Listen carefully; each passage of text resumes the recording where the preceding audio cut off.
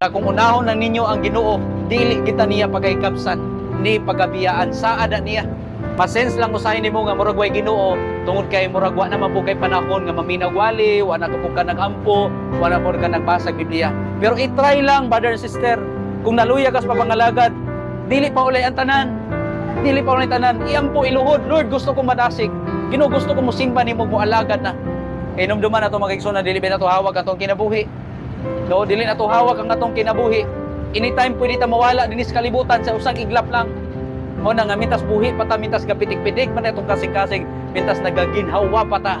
Hatagan natong panahon ang Ginoo kay malipay siya nga kung imuhang asawa, ang imong bana, ang imong mga bata gisecure nimo sa pangalagad, murag wa na kay lain pangitao.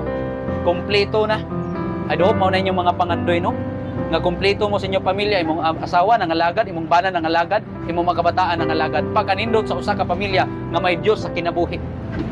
Try ninyo observe karon mga kaigsunan ang pamilya nga walay ginuohay. Mo na ang bana mga bit, ang asawa mga bit, ang mga kabataan bandungon kayo, bisyo ang nahibalan kay way Ginoo nga gisentro.